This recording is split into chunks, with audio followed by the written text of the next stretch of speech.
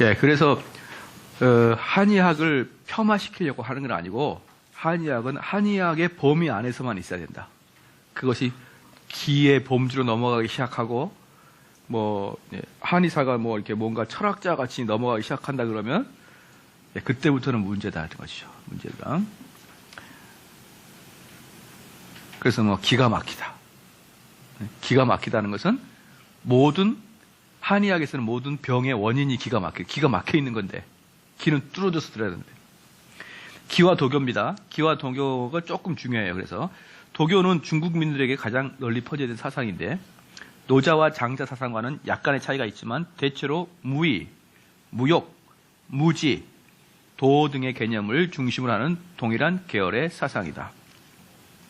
원시천존, 현천상제, 도사들이 섬기는 신이고 문창제군, 과거 보는 사람이 섬기는 신이고 북두, 인간의 죽음과 관장하는 신이에요. 북두가 인간의 죽음과 관장. 그래서 옛날에 경복궁 보면은 경복궁의 북쪽 문이 어때요? 시체가 나가는 문이었잖아요. 북쪽은 뭐가 관계가 있다? 죽음과 관계가 있다. 관제, 관운장인데 무사의 신, 호국의 신, 상인들의 제신, 절의 수호신으로서 이 관운장이 제일 인기가 있어요. 중국 가면 관운장이 제일 인기가 있다. 관은 불교에서 말하는 관세음 보살을 말하는데 제신들의 위에 있으며 최상의 신으로 간주하고 있고, 그러니까 관음은 우리로 기독교 말하면 하나님이나 마찬가지예요. 최상의 신. 성황, 사후의 재판을 담당하는 신이고, 토지공, 성황씨 밑에 있으며 촌부락을 수호하는 신, 토지의 풍작, 치병, 재앙 제거와 토지 관리를 도와주고 인간과의 친근한 관계신. 이 토지공을 잘 봐보세요. 이 토지공 때문에 땅받기 기도가 나온 거예요. 땅받기 기도가 기독교 성경에서 나온 게 아니라 이 도교적 사고에 의해서 거기에다가 하나님과 성령을 붙여서 나온 게 땅받기 기도예요. 여러분 성경 어디에 그 지역을 관장하는 신이 어디 있습니까? 성경에는 없어요. 하지만 도교에는 있어. 도교. 토지공. 그 지역을 감당하는 신이 있다. 그래서 저는 그 땅받기 기도는 도교에다가 뭘 붙인 것이다? 하나님을 붙여놓은 그게 기도가 땅받기 기도일 뿐이야. 그래서 하지 않았으면 좋겠다. 그 다음에 이 조항신이 재밌어요. 조항신. 아궁이에 대한 신입니다. 아궁이에 신이 있어요. 그 아궁이에 신이 있으면 어때요? 여러분 이야기를 밤새도록 했던 이야기를 다 들어. 숙덕숙덕 해가지고 밤새도록 옆에 사람한테 했던 이야기를 다 듣습니다. 그런데 이 조항신이 그냥 듣고 있다가 끝나는 게 아니라 토지공한테 보고를 해요. 토지공한테. 그 지역을 관장하는 신한테. 그럼 그 지역을 관장하는 신은 또 관음에게 또 이렇게 보고하기 때문에 사실 인간들이 가장 밀접하게 모시는 신이 바로 조항신이에요. 조항신. 그래서 그 일본이나 필리핀 가면 각 방마다 하나씩 걸어놨잖아요. 그거. 그 방에 그 집에 들어오면 이렇게 하나씩 걸어놨잖아요. 이게. 기억 안 나나요? 일본을 가보질 않았나? 그 일본에 상점 들어가면 상점 그 가신처럼 그 집안에 신처럼 하나씩 모셔놨잖아요. 옛날에 우리도 신주단지 하나 모셔놓고. 그것도, 또 이제 필리핀 같은 경우는 그런 상태에서 카톨릭으로 바뀌니까 각 집마다 마리아 하나씩 놔두고. 그러니까 이런 것들이 조항신을 달래는, 나의 그 모든 그 내면을 이야기하는 것을 다 듣고 있는 조항신을 달래는 가신입니다. 가신. 예, 그런 게 있다. 도교는 민간신앙, 노장사상, 음양오행, 의학, 점성술 등과 무속신앙들을 덧붙여 불교의 조직체를 본따 만든 불로장수를 목적으로 한 주술적인 성격이 강한 현세구복적 자연주의 종교라. 현세구복적이에요. 현세구복. 이게 중요한 게 뭐냐면요. 이게 바로 중국인들이 제일 좋아하는 것이 바로 이 도교잖아요. 도교. 근데 도교는 불로불사예요. 불로불사. 이 불로불사가 도교가 추구하는 것이고요. 그럼 불교가 추구하는 게 뭘까요? 불교는 생로병사. 생로병사가 불교가 추구하는 거고요. 도교가 추구하면 불로불사. 이거나 비슷한 것 같아요. 그죠? 그럼 불로불사. 이 불로불사는 뭐지? 늙지도 않고 죽지도 않겠다는 거 아니에요. 그럼 이것을 부른 무슨 종교다? 현세, 기복, 현세, 구복적 종교가 가장 대표적인 게 바로 무엇입니까? 도교입니다. 도교예요. 그러니까 이 도교를 가장 많이 좋아하는 중국인들은요, 절대로 뭐가 없어요? 내세에 대한 관념이 없어요. 내세에 대한 관념. 이들은 내세에 대한 관념이 없기 때문에 이들이 서양이가 가장 다른 게 뭐냐면, 우리 동양이, 그 중국은 다른 말로 동양의 대표죠. 중국은 동양의 대표예요. 저와 여러분들은 지금도 중국 문화권에 살아요. 지금도. 너무 똑같아요. 우리는 중국인들하고. 그러면 이 중국 문화권의 사람들은 이 목표가 어디냐 그러면요, 이 딱 비석의 끝이에요. 비석. 우리의 인생의 목표점 비석이란 말이에요. 비석 이후는 몰라. 그럼 우리는 이 땅을 살아가는 데서 여기서 행복을 다 추구해야 돼요. 이 땅에서. 그러니까 이 땅에서 행복을 다 추구해야 되기 때문에 남들 안 볼 때 슬쩍슬쩍 속이는 것은 기본적인 상식이에요. 우리 동양 사람들처럼 속이기 잘하는 사람은 없어요. 서양인들은 우리가 제일 싫어하는 게 속이는 거예요. 서양인들은 우리가 동양인들을 향해서 제일 싫어하는 게 속이는 걸, 거짓말하는 걸 제일 싫어한단 말이에요. 그런데 반해서 이 서양인들은, 기독교적 문화들은요, 어디가 끝이냐면 이 심판대가 끝이에요. 죽음 이후의 심판대가. 기본적으로 이들의 그 정서가. 그래서 이 심판대가 끝이면은 무엇이 따라오냐? 안 보는데도 누가 본다는 걸 느끼고 있는 거예요. 그러므로 이들은 남을 속이지 않고 남에게 배려함이 있고 남에게 져주는 거예요. 이 죽음 앞이 끝이다. 그럼 남한테 왜 배려를 하죠? 왜 줄을 설까요? 내가 먼저 차지하면 되지. 그렇죠. 그래서 이 불로불사, 즉 도교가 성행하는 곳에서는요, 이 아주 인간성이 너무 안 좋아요. 남에게 양보도 못하고 희생도 못하고 아무것도 못해요. 그러니까 외국에 나가보니까 그 외국에 있는 한인들이 그런 얘기 하더라고요. 외국에 있는 한인들이. 왜 우리나라 나와보니까 이 서양 사람들은 이러한 성향을 갖고 있는데 왜 우리 동양 사람들은, 우리 한국 사람들은 안 그럴까? 왜 우리 동양 사람들은 자기만 알까? 왜 동양 사람은 자기 가족만 알까? 왜 그럴까요? 이 불로불사 현세구복적인 것 때문에 그런 겁니다. 현세구복적인 것 때문에. 그래서 기독교도 어때요? 거의 현세구복이죠. 내세에 뭐가 있다 이렇게 말은 하지만 사실은 우리의 목적은 하늘에 있는 게 아니고 이 땅에서의, 그래서 제가 흔히 맨날 이야기하는 게 뭡니까? 가정의 행복. 이 가정의 행복이 내세예요? 이생이에요? 이생이잖아, 이생. 가정의 행복은 이생이잖아요. 그러니까 교회가 온통 가정의 행복에 관심을 갖고 있는 거예요. 가정의 행복에. 말이 좋아서 가정의 행복이지, 가정의 행복은 이생이에요, 이생. 현세 구복. 옛날에 좀 무식한 사람들은 무식하게 현세 구복은 내가 막 기도하고 사업 잘 되게 해달라 이러지만 세련된 현세 구복자들은 가정의 행복을 주세요 이렇게 얘기하죠.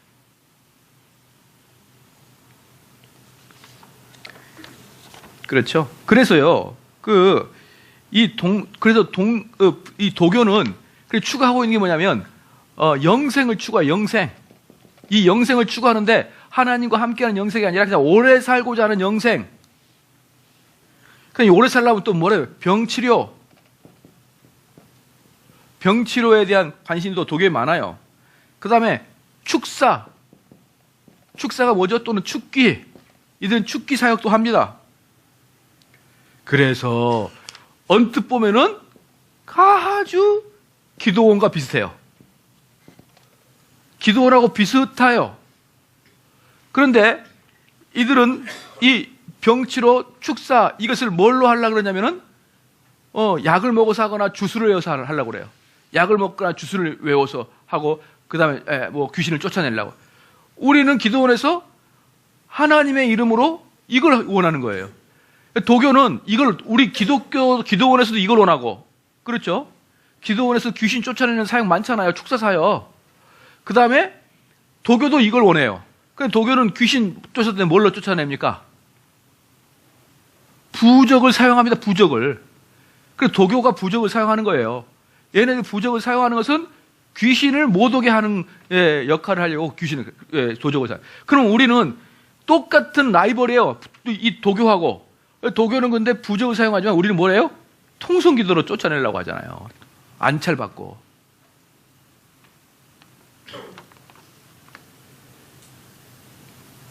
그렇죠.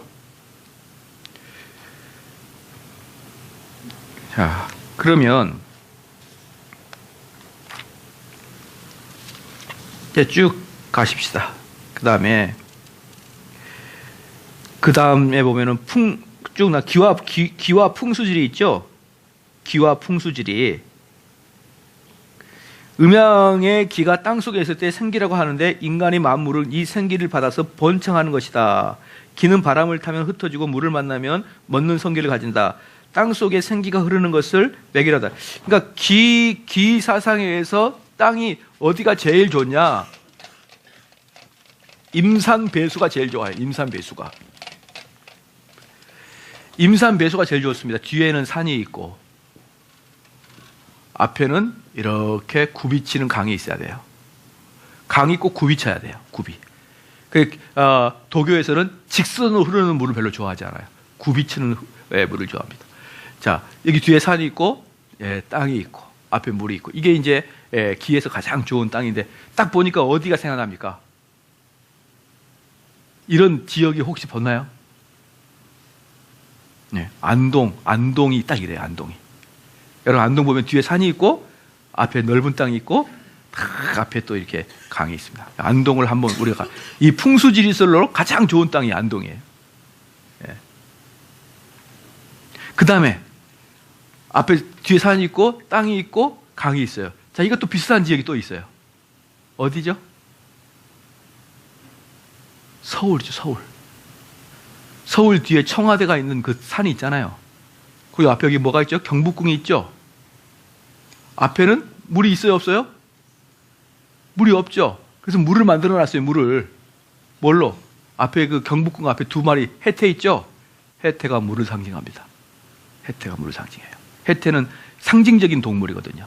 실제로 있는 게 그거 사자 아니냐? 이런 너무 무지한 사람들이 하는 소리고 그건 해태예요. 해태는 물을 상징합니다. 그래서 임산배수. 이게 한양 도읍을 할 때 누가 이렇게 만들어놨죠? 그때 무슨 스님이 왕한테 왕이여 심리를 더 가십시오 해서 거기서 왕심리잖아요. 어? 그 이성계가 여기다가 도읍을 정할까 그랬더니 왕이여 심리를 더 가세요. 그래서 왕심리. 네. 그래서 그 심리를 더 간 게 지금 현재 경복궁터 아니에요. 경복궁터.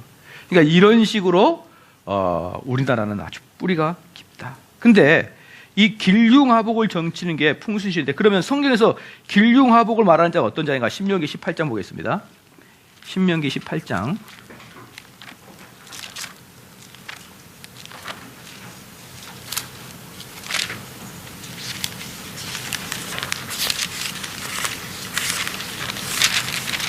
신명기 18장 10절 말씀. 신명기 18장 10절 말씀. 같이 한번 읽겠습니다. 시작.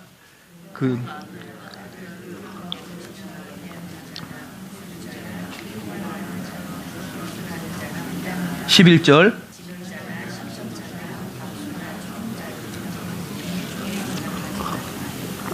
예, 이들 아들은 씁시다. 용납하지 말라.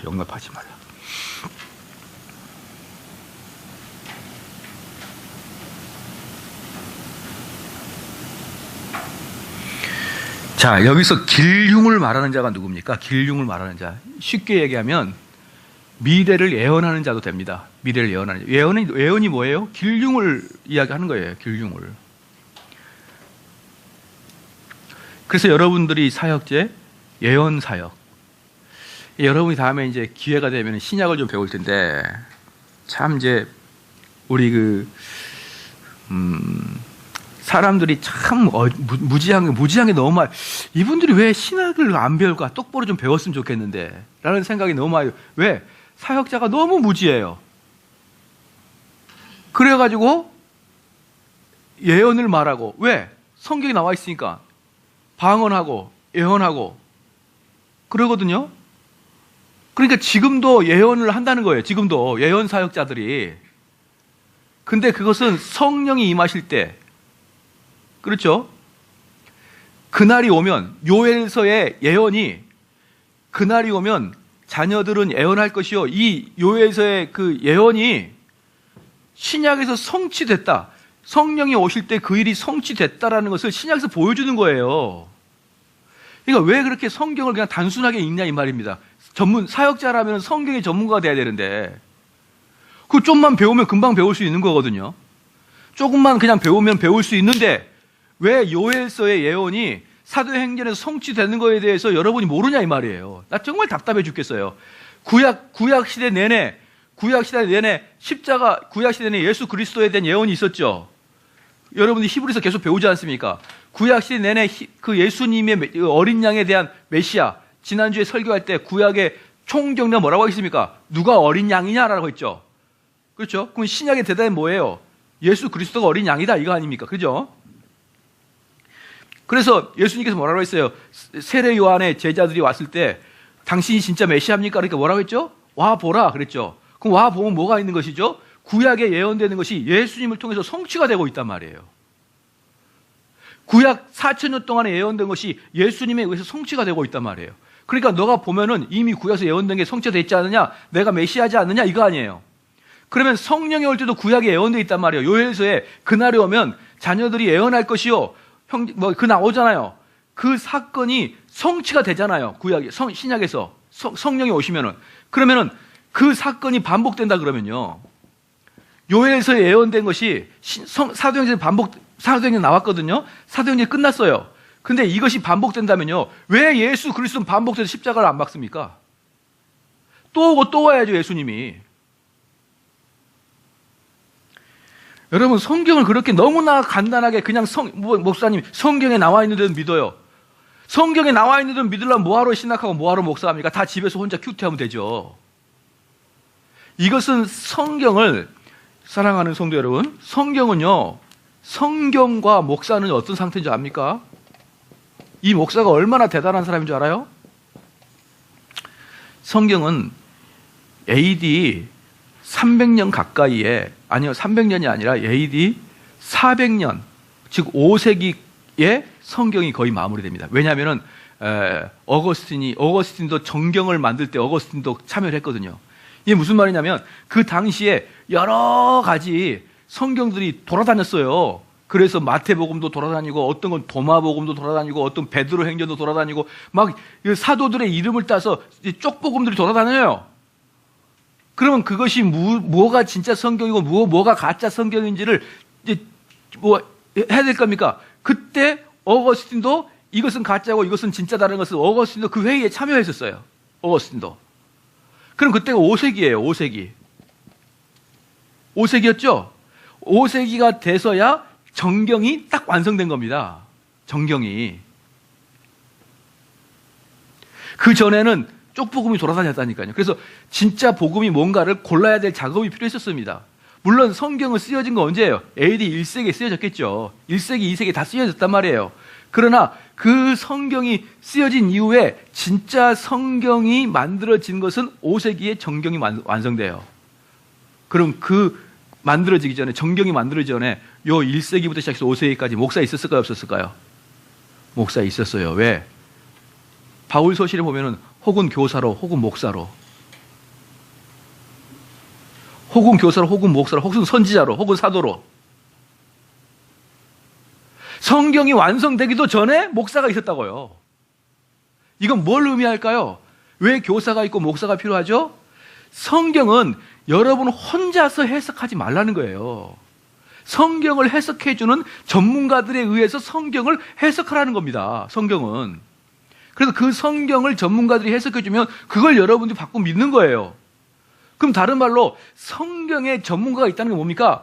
쓰여진 그대로 믿고 따라가라는 게 아닙니다. 이 쓰여진 배경과 쓰여진 구약과 신약의 역할을 연결시킬 수가 있어야 된다는 거예요. 그것은 특별하게 그것을 훈련받은 사람들만이 할 수 있다는 거예요. 동의하시죠? 그러니까 우리한테 이렇게 이야기하면 안 되는 거예요. 목사님 왜 성경을 못 믿나요? 사도행전에 그 예언하는 사역이 다 나왔잖아요. 이렇게 말해버리려고 그러면 뭐하러 목사가 필요하고 뭐하러 교사가 필요하냐고요. 그냥 혼자서 하면 되죠. 그런 사역자가 너무 많아요. 목사님, 방언, 사도행전 다 나왔잖아요. 아니, 그렇게 간다라면 왜 그렇게 간다는 걸 우리가 반대하고 있을까요? 예언 사역? 우리도 간단해요. 사도행전 나왔으니까 하자. 그거만큼 쉬운 게 어디 있어요? 이건 우리 아들 민혁이도 하겠네, 이건. 여러분, 그렇게 무지하게 생각하죠.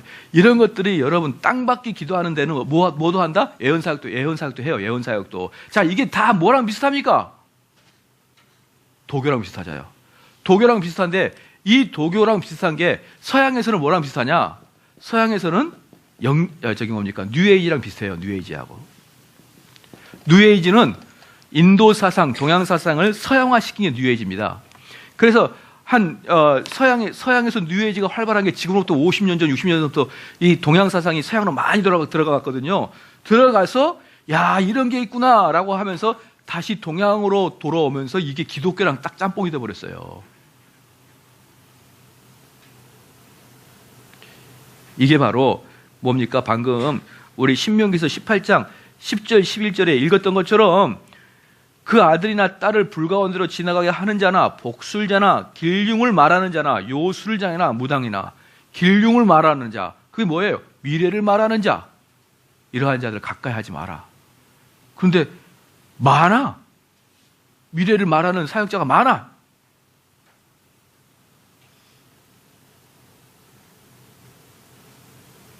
그렇죠? 사역자들이 성경을 열심히 공부해요. 성경적 가치관으로 이렇게 탁 자기가 해놔야지 그냥 상식적 선에서 하는 거예요.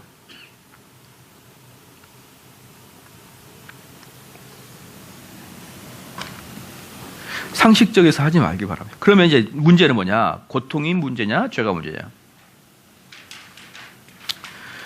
자, 여기서 가봅시다. 이제 불교 딱 할 필요 없어요. 다 아는 거. 불교 신자도 있었잖아요, 여기서. 예. 자, 이제 불교는 우리가 알 필요 없고,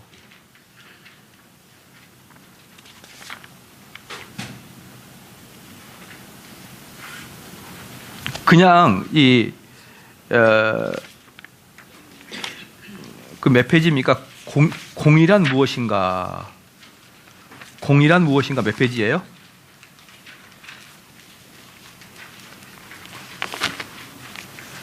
몇 페이지였죠? 18? 네, 18쪽에 공이란 무엇인가에서 그걸 좀 이제 보기로 합니다.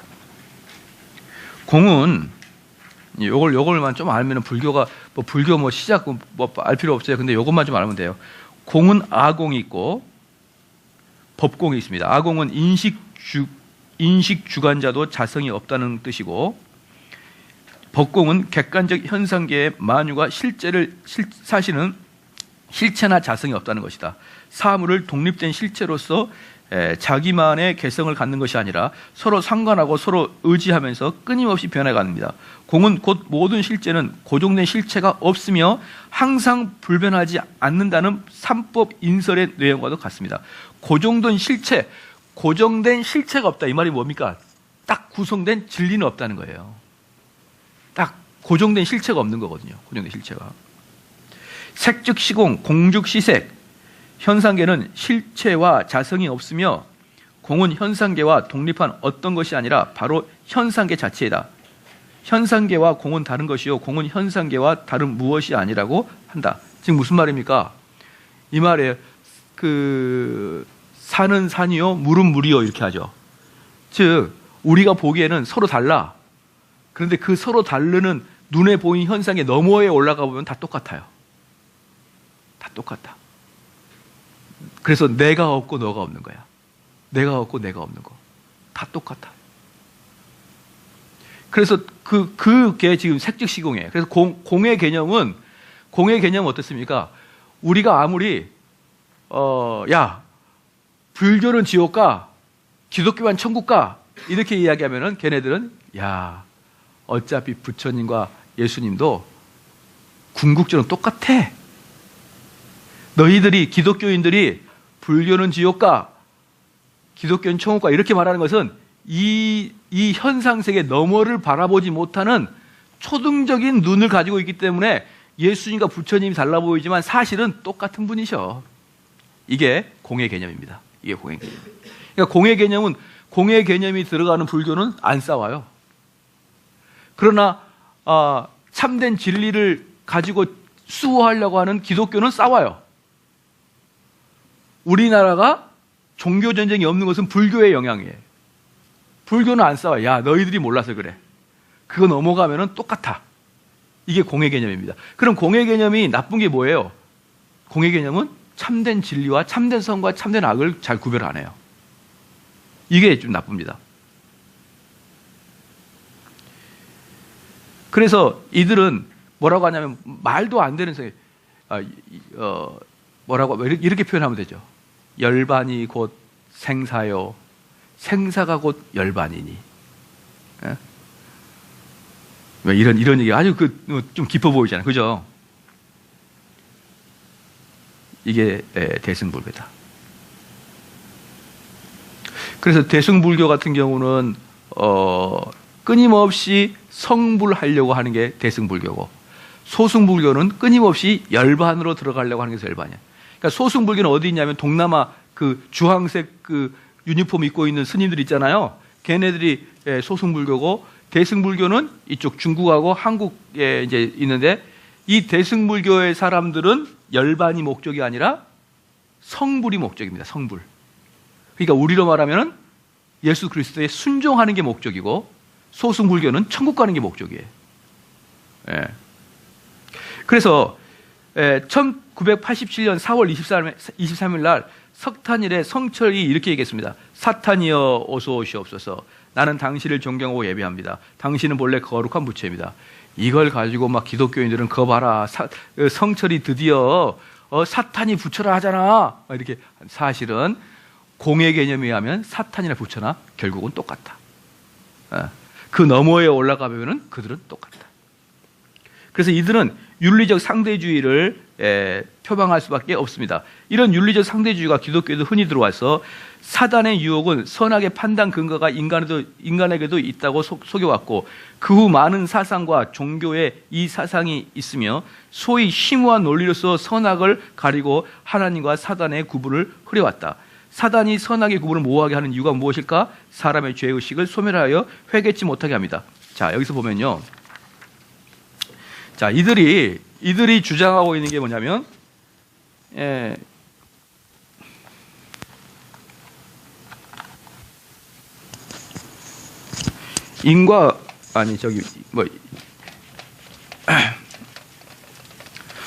이 불교는요, 결국은 똑같은 거예요. 똑같아. 그래서 그 노장 사상에 의하면은 그거 호전몽이라고 여러분 아시죠? 그 고등학교 때 안 배웠나요? 그 노자가 뭐랬냐면 꿈을 꿨어요. 근데 자기가 나비가 돼서 날아다녀. 근데 꿈을 깼어요. 근데 자기가 잠을 자고 있는 거야. 근데 이 사람이 뭐라냐면, 진짜 나는 나비냐? 이 사람이냐? 이게. 나는 나비냐? 사람이냐? 나비가 지금 사람 꿈을 꾸고 있느냐? 사람이 나비 꿈을 꾸고 있느냐? 모르겠다. 이게 뭐 완전히 자연과 동화. 응? 자연과. 내가 없고 너가 없고, 내 주장하지 말고 너 주장하지 말고, 이게 지금 그들의 주장이에요, 여러분. 노장 사상, 그 다음에 기독교 사상, 그 다음에 한번 봐볼게요. 이 세상에 뭐 좋습니다. 그게 노장 사상이에요. 노장 사상. 나가 없고 너가 없고, 그러면은 서로 원수가 없는 거예요. 싸우지 말자. 우리는 궁극적으로 하나야. 우리는 높이 올라가면 하나야. 이제 이게 공사상인데요. 색즉시공 뭐 그런 사상인데, 그게 가장 큰 문제는 뭡니까? 도덕적 상대주의가, 도덕적 상대주의가 나오고, 그다음 이 사람들은 왜 그럴까요? 절대 진리를 거부한다. 절대 진리를 거부한다. 그렇죠? 도덕적 상대주의. 야, 니만 옳다 그러면 안 된다. 니만 옳다 그러면 안 된다. 자, 이게 불교에서 나온 도인데 이게 현대 시대에 똑같이 나옵니다. 뭐냐? 이게 현대 시대도 상대주의가 판을 치고 있어요. 포스트 모더니즘이라죠. 포스트 모더니즘은 현대주의는 상대주의를 이야기합니다. 이 상대주의는 항상 뭐라면 너만 옳다고 하지 마라. 너만 옳다고 하지 마라. 그래서 이 상대주의, 포스트 모던이 가장 많이 말하고 있는 것 중에 하나가 뭐냐면 틀린 게 아니고 다릅니다.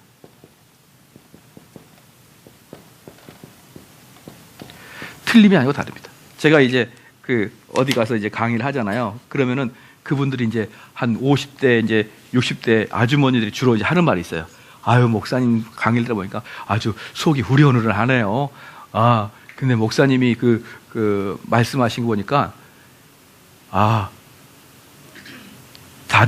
틀림이 아니고 다름이네요. 이렇게, 예. 다른 교회에서 가르치는 거하고 궁극적으로는 틀리지 않고 다름이네요. 이렇게 저한테 이야기를 해요.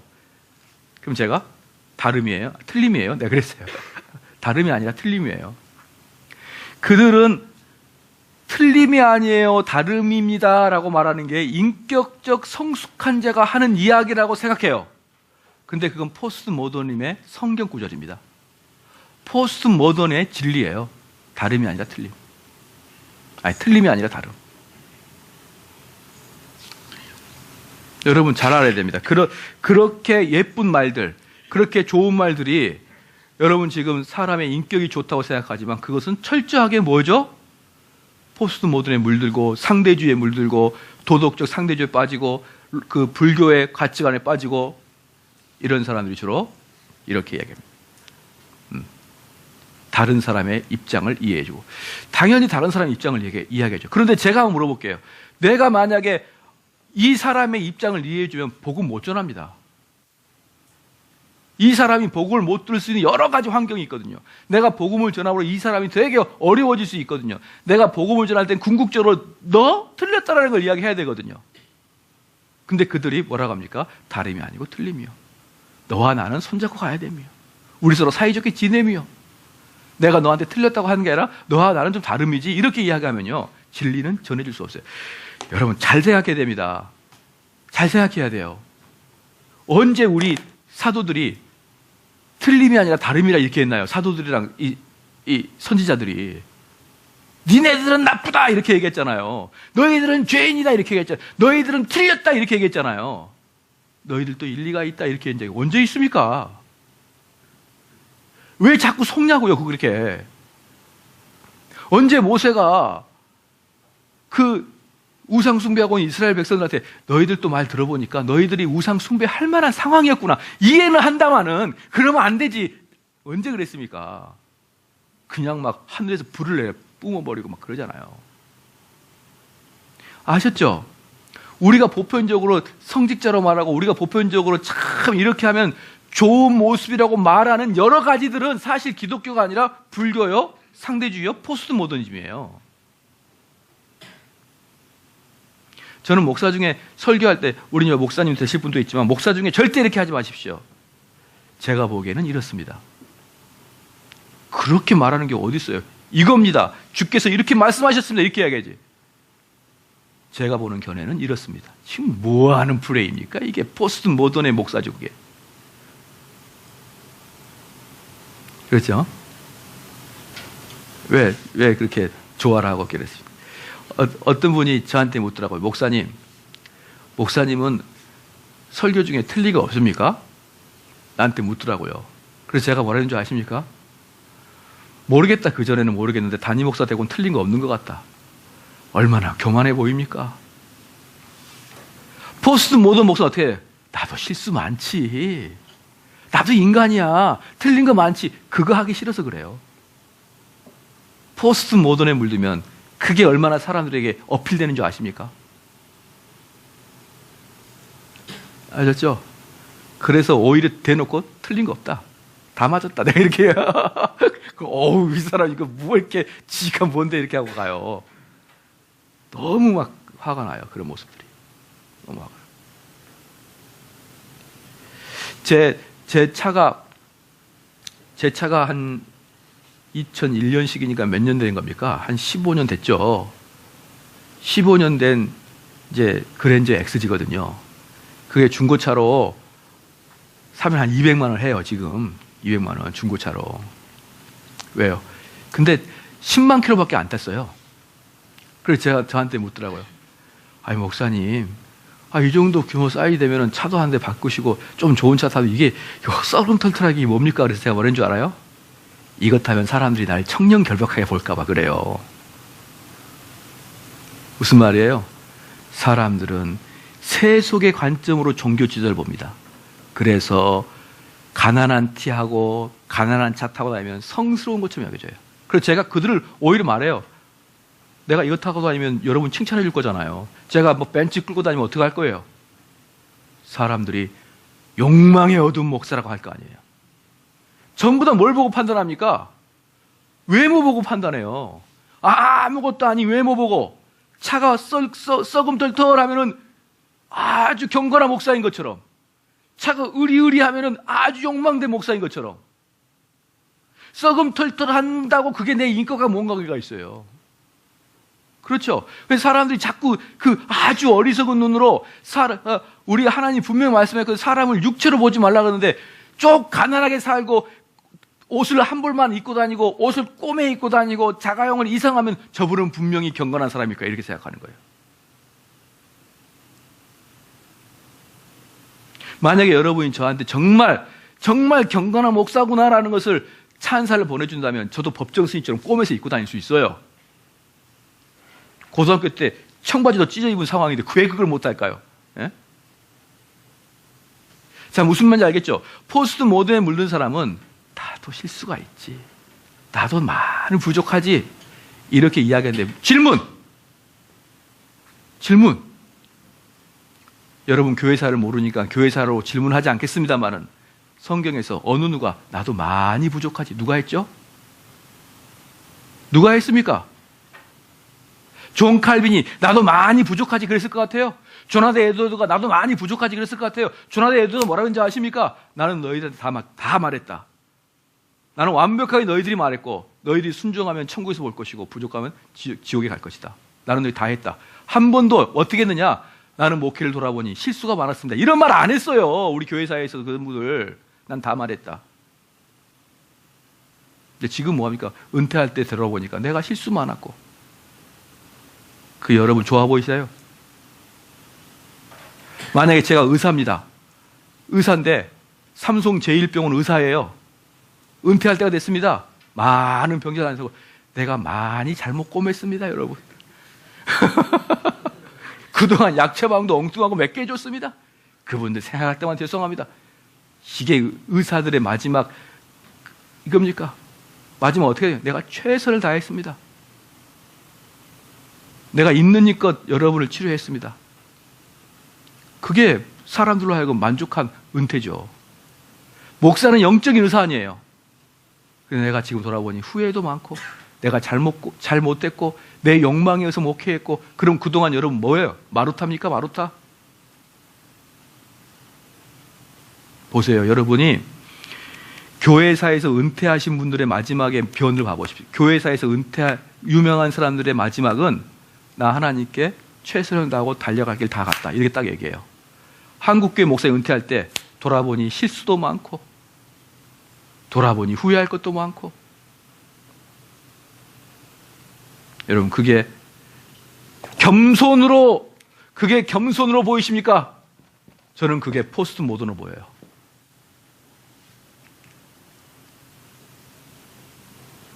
자, 무슨 말인지 아시겠죠?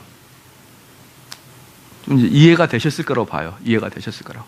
저는 그래서 겸손한 척, 여기 청렴결벽한 척, 이런 사람도 보면 더 보기 싫어요. 더 보기 싫어요. 그 속은 얼마나 자기 의의가 가 있을까. 봐봐요. 어떤 목사님이 그러더라고. 어떤 목사님이 대형교회 목사님인데 글쎄 차를 아반떼를 타고 다녀요. 아반떼를. 저는 그 목사님의 속에 정의로움과 의롭다함이 보여요. 아니 50대 60대가 그랜저 타고 다니면 안 됩니까? 그 정도는? 타고 다닐 수 있잖아요. 50대, 60대는 그냥. 일반적인 50대, 60대가 아반떼 타고 다니면 좀, 아유, 그렇지요. 타고 다니면 되잖아. 그랜저 하나.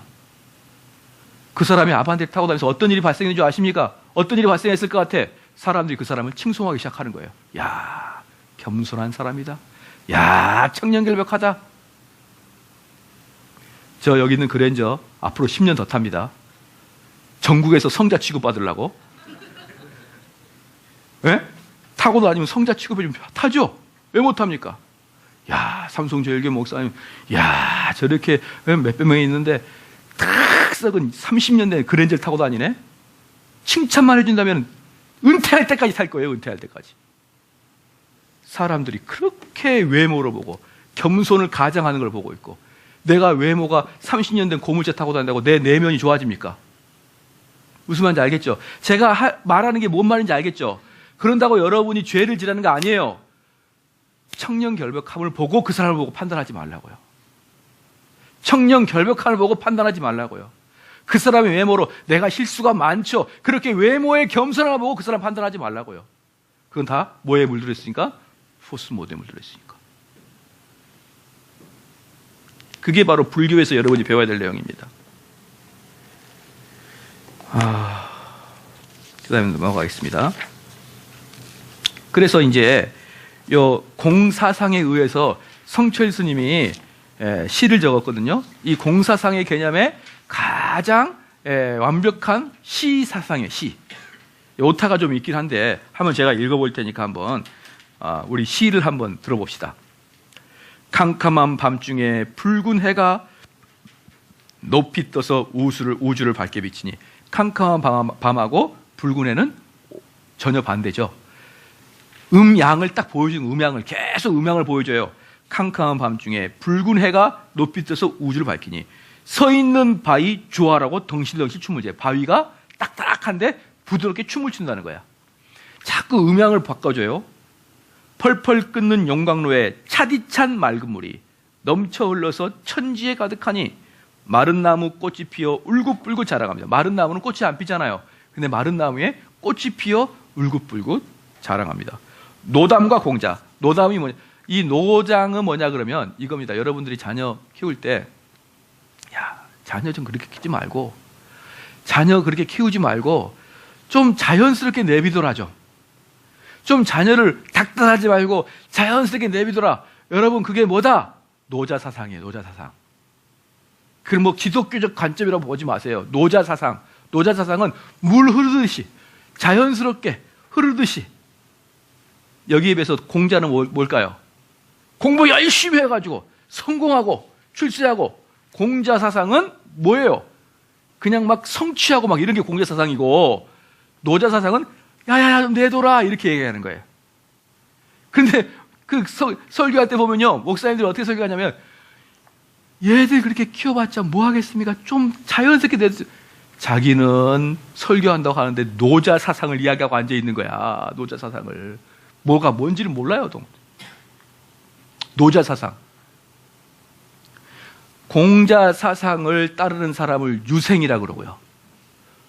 석가모니 사상을 따르는 사람을 중이라 그러고, 노자사상을 따르는 사람 뭐라 그럴까요? 도사라 그래요. 목사님이 도사의 이야기를 하냐고, 강대상에서. 그럼 노담과 공자가 손을 잡다, 이 뭐예요? 정반대 개념이에요. 노자사상과 공자사상은 정반대 개념. 그 다음에 석가와 예수가 바로 이것도 정반대. 교회와 절은 라이벌이잖아요.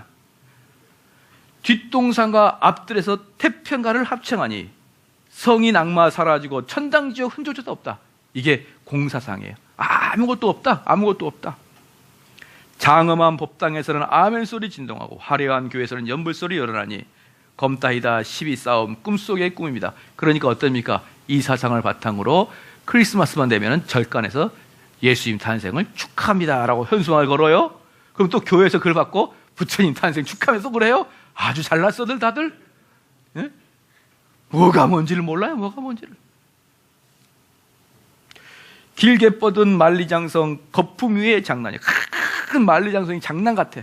웅대한 천하통일 어린이의 희롱이니 나 잘났다고 정신없이 날뛰는 사람들이여, 칼날 위에 춤을 멈추소서. 일체의 본 모습은 유물을 초월하고 유물을 포함하여 물심에 융화하여 피하가 상통합니다. 설사 허공이 무너지고 대야가 다 말라도 항상 변함없이 안전하고 자유롭습니다. 끊임없는 욕심에 눈이 가리워 항상 빛나는 모습을 보지 못하고 암흑세계를 헤매며 엎치락뒤치락 참담한 비극이 계속되고 있으니 참으로 안타까운 노릇입니다. 욕심이 가려져 있는 모습은 먼지가 덮여 있는 구슬과 같아서 먼지가 아무리 쌓여도 구슬은 변함없으니 먼지만 닦아내면 본래 깨끗하고 아름다운 구슬은 천추만고의 찬란하게 빛납니다. 지금 여기서 성철이 뭐라 그러냐면 구슬이 있어요. 구슬이. 어때요? 이 시를 읽으니까 좀 마음이 차분해지죠. 그래서 우리 지금 그 4, 5, 60대 이 아주머니들이 이런 식구들을 딱 읽으면 저한테 카톡을 딱 보내요. 출처가 어딘지도 모르고. 제발 보내지 마세요. 보내지 말라고 답장도 못 하겠고 아침에 까똑 그러고 딱 보면은 청고마비에 검다히다 자랑 말고 욕심이 가리워 보지 못하고 막 그런 좋은 이야기들 있잖아요. 그런 거 보내지 마세요. 예? 여기서 마지막에 뭐라고 합니까? 그 구슬이 있어요. 영롱한 구슬이. 근데 거기에 먼지가 팍 쌓여 있습니다. 언제 쌓여 있어요? 먼지가 쌓인다고 해서 이 속에 영롱한 구슬이 사라집니까? 안 사라집니까? 안 사라지죠? 그럼 이 영롱한 구슬이 나오기 위해서 뭐만 하면 됩니까? 이걸 떼어내면 되겠죠? 이게 뭐예요? 불교에서 말하는 수련입니다. 수련. 또는 수행. 수행을 통해서 내 인격에 덕지덕지 붙어있는 걸 떼어내는 거예요. 되셨죠? 자, 또 하나. 일반 상담학에서 제가 몇 번 말씀드렸지만 진짜 유능한 상담자들은 말을 많이 안 한다 그랬죠. 피상담자의 이야기를 많이 듣는다 그랬죠. 피상담자의 이야기를 많이 들으면 상담자는 뭔만 하면 되냐? 어후, 너가 힘들었겠다. 요 말만 해주면 돼요. 야, 참 네가 얼마나 그때 어려웠을까. 어린 나이에. 내가 네 마음 이해한다. 이렇게만 이야기를 해주면은 상담자는 자기가 이야기를 다 하고 스트레스를 싹 풀고 돌아가면 되는 거예요. 그 철학이 뭐냐? 왜 상담자들은 이야기를 적게 하느냐? 왜 그럴까요? 시작. 피상담자도 자기가 어떻게 해야 된다는 것을 알고 있다는 전제 조건이에요. 피상담자도 자기가 어떻게 해야 될지 알기 때문에 이야기를 하다가 뭘 찾을 수 있다? 자기가 이야기를 하다가 답을 찾아서 갈 수가 있는 거예요. 즉 그것도 이 머릿속에 영롱한 구슬이 있는데 여러 가지 먼지가 붙었는데 이야기를 하면서 하나씩 정리하다 보면 속에 영롱한 빛이 나온다는 거예요. 예? 근데 기독교는 뭡니까? 상담할 때 어떻게 하는 것이죠? 잠잠히 내 말을 들으라. 이게 기독교의 상담이에요. 여러분들이 저한테 상담할 때 별로 여러분의 이야기를 듣고 싶지 않단 말이에요. 왜? 모든 사람은 자기 위주로 이야기하니까. 그래서 며느리 이야기 들어보면 시어머니가 문제고 시어머니 이야기 들으면 며느리가 아주 혼날 사람이에요. 그래서 팩트는 많이 들을 필요가 없는 거예요. 아시겠죠? 제가 지금까지 상담 많이 할 때 팩트를 들어볼 필요가 없어요. 다 자기 위주로만 이야기하니까. 그래서 너는 네 이야기 그만하고 성경을 근거로 한 목사 이야기를 탁. 그래서 설교는 대중 앞에서 하는 설교고 상담은 1:1 설교예요. 이야기 못하게 합니다, 저는. 그럼 나중에 할 말 있냐고. 할 말 없는데 그래요. 자, 기독교는 이겁니다. 일반 상담은 자기가 답을 찾아갈 수 있다. 이거고, 기독교는 이 속에 뭐가 있다? 아무것도 없는 죄밖에 없다. 일반 상담은 이 속에 영롱한 빛의 구슬이 있다. 그 구슬을 닦아주면은 뭐가 된다? 스스로 자기가 길을 찾아가면 그 구슬이 빛나게 될 것이다. 불교도 뭐예요? 속에 영롱한 구슬이 있다. 여러 가지 흙먼지가 있다. 여러 가지 수행하게 되면은 이 구슬이 빛날 것이다. 이게 기본적으로 뭡니까? 성선설이죠. 인간은 원래 착한데. 인간은 원래 착한데 여러 가지 찌꺼기들이 있는데 수행하게 되면 어떻게 된다? 싹 사라지고 영롱한 빛이 나온다. 우리 기독교에서 말하는 인간은 뭐? 처음부터 타락하고 처음부터 죽어 마땅한 놈이다. 그래서 너는 네가 이야기할 때마다 뭐 한다? 죄를 짓는다. 그러니 넌 조용히 하고 내 말을 들어. 이게 기독교예요. 전혀 다르죠. 전혀 다르죠.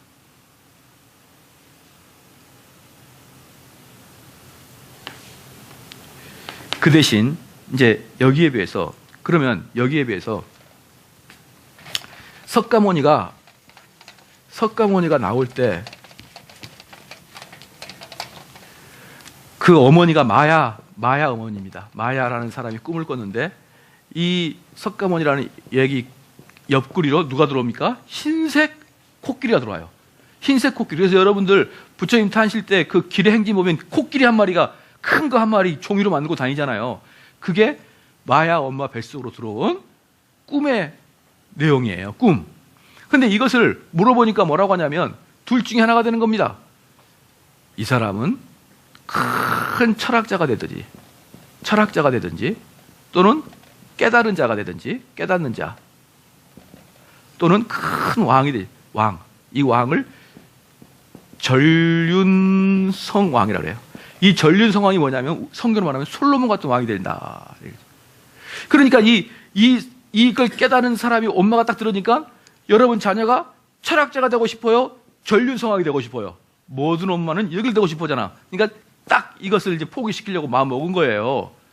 그래서 어떻게 되냐면 그 석가모니가 어린 나이 때 왕은 아니고 우리로 말하면은 그 어떤 지역의 분봉왕이야. 아버지가 분봉왕인데 그 왕의 그 동네 성주예요. 한마디로 성주인데 이 석가모니가 깨닫지 못하게 하기 위해서 인생은 얼마나 행복한 건 줄 아냐라는 걸 깨닫기 위해서 전체를 맨날 성 안에서 잔치만 벌리게 하는 거예요. 예쁜 애들로만. 여러분같이 생긴 애는 아무런 취업을 시키지 않아요. 예쁜 애, 젊은 애, 건강한 애만 다 해요. 왜? 세상이 이렇게 아름답다는 걸 석가모니한테 보여주기 위해서.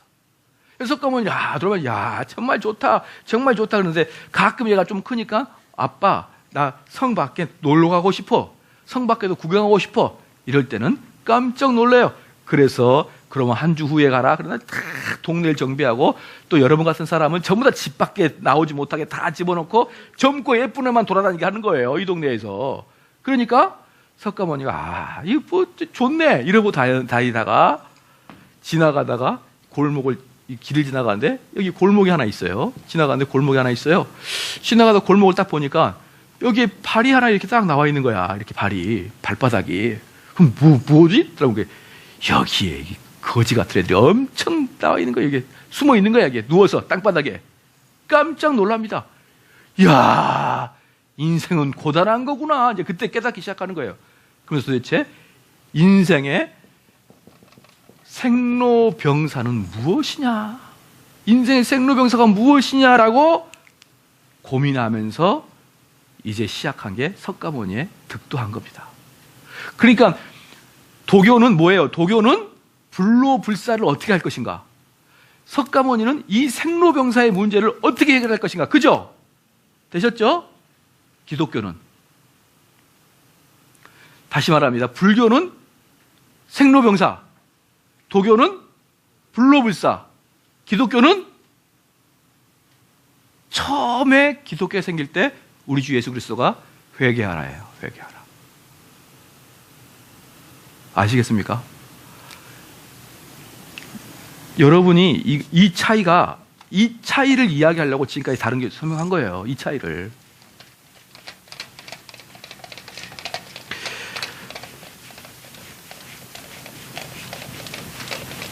자, 도교, 불로불사.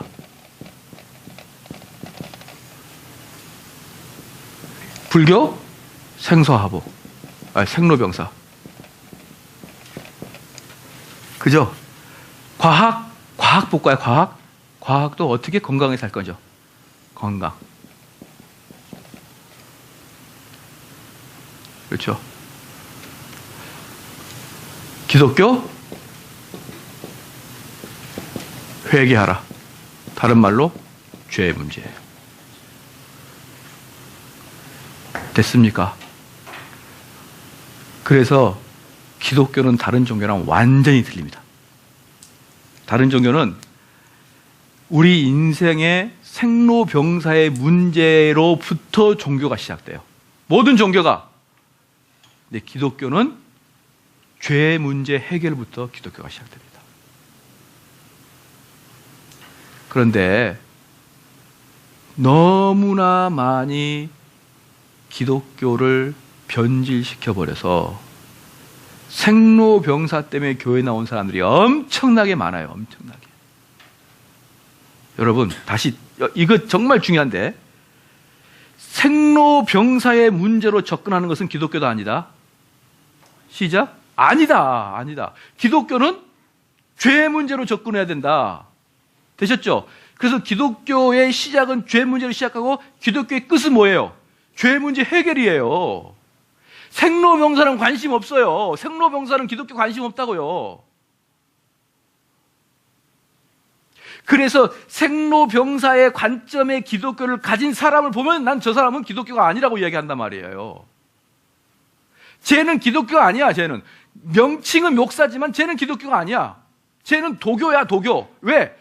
도사니까. 전도사. 도사야, 도사. 걔는 스님이야. 법정 스님 설교할 때 어떻게 하는 줄 아십니까? 깜짝 놀랄 거예요. 여러분, 이 세상에 많고 많은 것들 다 추구해봐야 결국 우리를 허탈할 뿐이고, 결국 그걸 해봐야 만족감이 없습니다. 그런 건 내려놓으세요. 그게 법정 스님이 설교한 거예요. 법정 스님이. 그걸 갖다가 또 교회에서는 또 따라해요. 내려놓음, 막 이런 거. 양보하세요. 내 탓이에요. 뭐 내가 잘못했죠. 다 그게 불교적 용어입니다. 기독교는 죄 문제예요. 죄 문제. 그러면 기독교의 죄 문제면요, 기독교는 당연히 뭐가 되겠습니까? 당연히 얘네들은 내 탓이요. 남들이 뭘 잘못해서 하나가 됩시다. 남 용서해 주십시다. 양보합시다. 그런 얘기 나오죠. 여기 뭐가 나올까요? 너가 얼마나 나쁜 놈인지 내가 이야기해 줄게, 그 말이에요. 내가 니네들이 얼마나 나쁜 거 이야기해 줄게. 이건 양보합시다. 사랑합시다. 내가 얼마나 나쁜 거 이야기해 줄게. 그래서 설교는, 목사는 당연히 강직해야 되고 날카로워야 되고 폐부를 찔러야 됩니다. 근데 지금 목사가 얼마나 두리둥글합니까? 얼마나 포용력이 있습니까? 얼마나 따뜻합니까?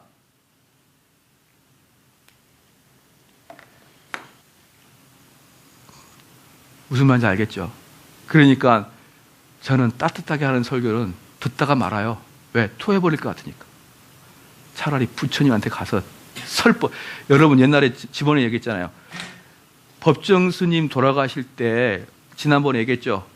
그 얼굴은 안 나오고 글이 쭉 올라가면서 나라의 뜻을 이야기해 준 거 있잖아요. 쭉 올라가면서 이야기하는데 우리 아내가 듣다니, 뭐야, 설교랑 똑같잖아. 남 배려합시다. 남 사랑합시다. 남을 다 그렇게 나처럼 여깁시다. 욕심 버립시다. 이거 스님들이 이야기한 거잖아요. 근데 목사들도 얘기하잖아요, 이렇게. 남 배려합시다. 한번 해볼게요. 제가 남 배려합시다. 여러분, 마음속에 죄책감 들어요, 안 들어요? 별로 안 들잖아요. 응? 남을 나보다 낫게 여깁시다. 어떻습니까? 응? 여기지, 앞으로 여길게. 어떤 죄책감이 듭니까? 목사는 우리들 마음에 죄의식을 심어주는 게 목사예요. 왜? 죄 문제부터 해결돼요. 그래서 우리를 회개로 유발시켜야 되기 때문에. 그런데 그것도 모르고 편협된 정대훈 목사? 강한 정대훈 목사? 칭찬이에요, 칭찬. 그건 저한테는. 저한테 최고의 욕은 뭔지 아십니까? 넓은 목사, 온유한 목사가 저한테 욕이에요. 아시겠죠? 자, 다른 종교랑 기독교는 어때요? 그래서 다른 종교는 꼭대기는 같지만 올라가는 길은 틀리다, 이렇게 얘기하죠? 꼭대기가 왜 같을까요? 시작. 다 생로병사, 불로불사, 건강, 행복. 여기 행복도 포함돼요. 다 꼭대기입니다. 근데 올라가는 길은 달라요. 불교, 도교, 상담학, 과학, 의학. 올라가는 길은 다르지만 궁극적인 목적은 뭡니까? 나의 행복이에요. 나의 불로불사예요. 근데 기독교는 여기가 아니라 또 다른 뭡니까? 죄 문제 해결입니다. 죄 문제 해결. 전혀 이것과 다른. 전혀 달라. 그럼 여러분들이 이제 이게 처음에 강의할 때의 결과예요. 그럼 여러분들이 친구들한테 기독교가 뭐냐 설명할 수 있겠어요, 이제? 기독교는 이거야. 기독교는 우리 행복 따위는 추구하지 않아. 기독교는 우리의 잘 삶을 추구하지 않아. 기독교는 우리의 병나음을 추구하지 않아. 기독교는 그런 거 아니야. 기독교는 죄 문제야. 그거 말고 다른 것은 차라리 기복주의 하려면 불교 가서 해. 차라리 도교 가서 해. 우린 기복주의 하지 않아. 이게 기독교예요. 제가 처음에 여러분한테 기독교 한번 설명해 보라 했잖아요. 그럼 천국 간다. 그럼 불교는 뭐가 있다 했죠? 극락이 있다 그랬잖아요. 우리는 병 치유 받았다. 여러분이 목사님 병 치유 잘해도 무당한테 안 된다니까요. 무당한테 대나무로 흔들어 버리면 없던 병도 다 도망가요. 치유 축사의 전문가입니다. 그런 걸로 안 되는 거예요. 우리 남편 예수 믿고 알코올주도 끊었다? 절간에도 있어요, 그런 사람. 그런 걸로 아니에요. 기독교는 회개야. 너가 얼마나 문제 있는 줄 아냐? 너같이 썩어 문드러진 놈은 지옥 가나. 이렇게 말하는 게 기독교예요. 이렇게 말하는 게. 질문 있습니까? 그래서 이런 관점에서 본다 그러면 한국 기독교는 완전히 망가져 버렸습니다. 완전히 망가졌어요.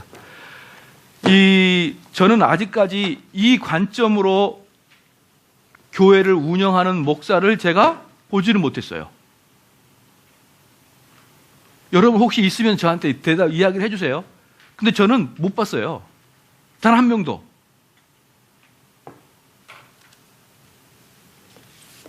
그래서 사람들이 저보고 목사님 설교할 때 나만 옳다 그런 말 그만 좀 해주세요 그러는데 이제 안 할 거예요 그 말. 근데 제 마음속에는 모든 목사들이 다 이 범주에서 빠져나오지 못한 목사들은 도저히 동의를 해줄 수가 없어요. 동의를. 그들은 불교고 도교고 그들은 아무것도 아니에요. 그냥 하나님 예수님 이름 빌려서 자기 배만 부르고 많은 성도 모이면 어때요? 명예 올라가고 좋죠. 열심히 그 목사님이 불철주야 전도하고 불철주야 복음 전파한다. 그 마음속을 봐볼래요? 교회 성장밖에 없어요. 그 마음속에는. 여기까지만 하겠습니다. 기도하겠습니다.